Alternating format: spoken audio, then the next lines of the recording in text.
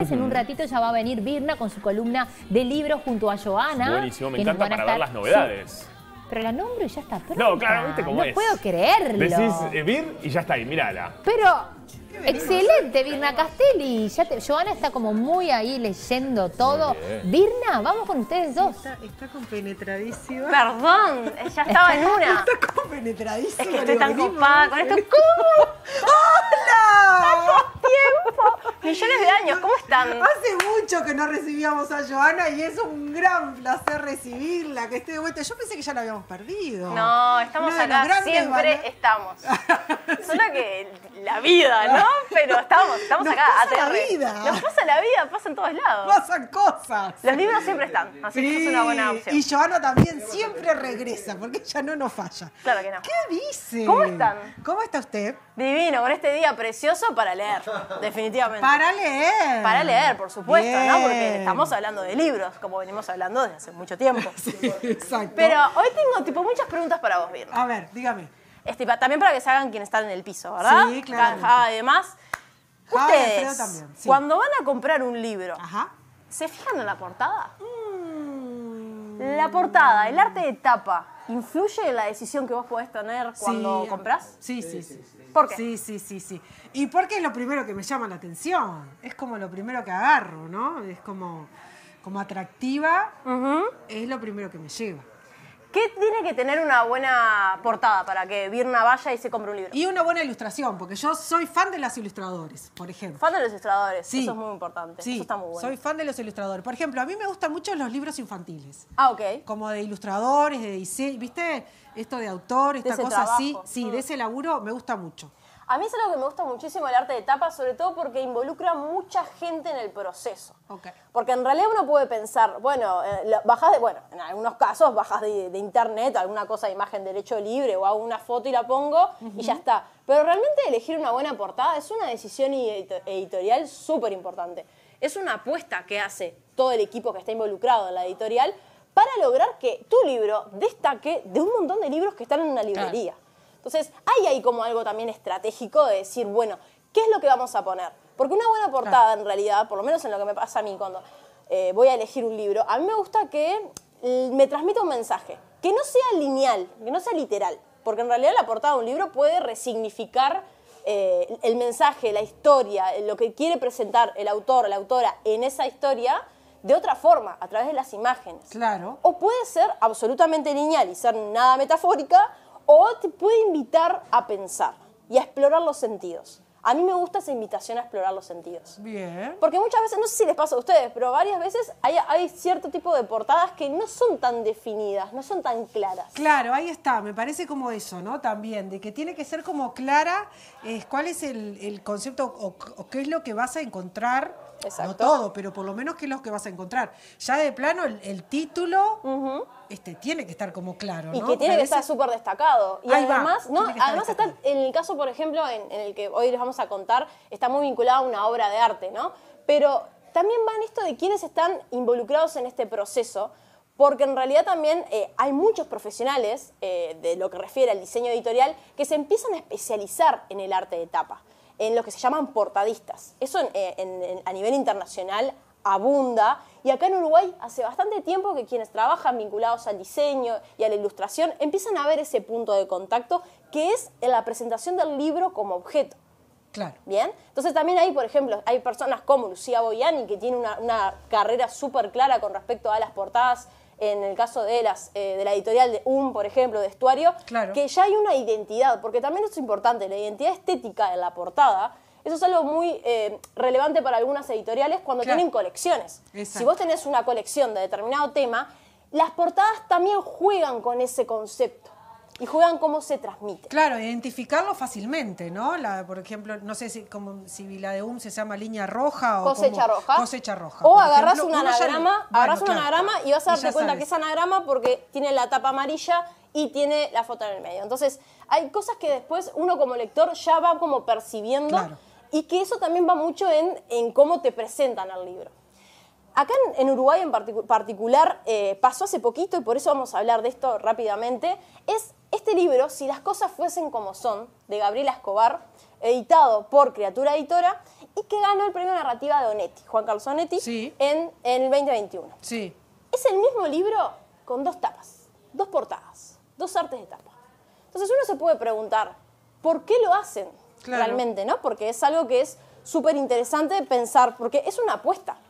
Es una apuesta realmente. Cuando hablamos con Julia Ortiz, que es la editora de Criatura, me decía, en realidad nos parecía algo interesante, desconcertante y atractivo, y que podía servir también para mostrar la obra de Gabriela, ¿sí? Entonces, ya el hecho que vos sepas que el contenido es el mismo, pero las obras de tapa sean distintas, hay ahí como una forma, a mí por lo menos apela a mi coleccionista fan de querer tener las 2. Ah. Porque señora siempre intensa, ¿correcto? No vas a Todo poder o no nada. hacerlo, todo o nada. Entonces, en el caso, por ejemplo, de Criatura, muchas veces convocan a ilustradores, artistas visuales, para que hagan una obra específica para un libro que ellos van a trabajar. Y hay ahí también como una conversación entre el artista, el diseñador, el autor en muchos casos. En este caso en particular, Gabriela propone a Guillermo, que es el artista, el ilustrador, el artista visual en realidad, que trabaja con estas obras. Y es interesante porque en este caso, cuando Julia conocía la obra de Guillermo Stoll, que es el creador de estas tapas, y en realidad es como, porque son óleos grandes, o sea, creo que fue el 5 de julio, fue la presentación del libro, y tenían los óleos originales para que vos los pudieras ver. Ah. Entonces, ahí también hay una parte de reivindicar el artista nacional, y a través del libro también como una forma de vitrina. Ah, es una obra de arte. Es una obra, en realidad estas 2 obras forman parte de una serie, una pseudoserie que se llama Retrato Familiar. Ajá. Y si yo te pregunto, Vir, Sí. vos mirás una de las tapas, Sí. mirá de una, Voy. ¿qué te parece que son? ¿Qué te da? Preguntas interesantes, así totalmente. ¿Qué me da? Una persona, Sí. ropa, ¿qué es? 2 para vos? personas. Bien, y si yo te digo que con la composición de la ropa y los objetos, la idea es mostrar figuras, ¿lo ven? Sí. Bueno, eso puede ser la intención. Y no necesariamente puede ser que vos lo interpretes. Claro. ¿Por qué habla de esto? Porque esta historia, esta historia que en realidad juega mucho en el marco también de la narrativa del yo, de la autoficción en realidad, la protagonista habla de recuerdos, habla de vínculos. La protagonista tiene una ruptura amorosa y se va a su casa, a la casa donde vive su madre, con sus hermanos, y en realidad hay una vuelta al origen, hay una búsqueda hacia los recuerdos, hacia la memoria, y hay una pérdida de individualidad, porque esta figura, esta madre, la madre en realidad como figura literaria, Latinoamérica está tipo repleta de referencias y de cierto tipo de críticas, porque es algo muy interesante cómo pasa que uno se conecte con el tema de la maternidad desde la literatura en distintos países y siempre hay algunos patrones con respecto al impacto que tiene en nuestra vida. Uno puede decir, es obvio, pero sí cuando la cultura se puede llegar a demostrar lo vinculado a cómo uno materna, cómo uno se vincula con su madre, cómo los recuerdos, cómo la memoria, eso es parte de lo que trabaja Gabriela como autora a través de la voz de la narradora, de la protagonista.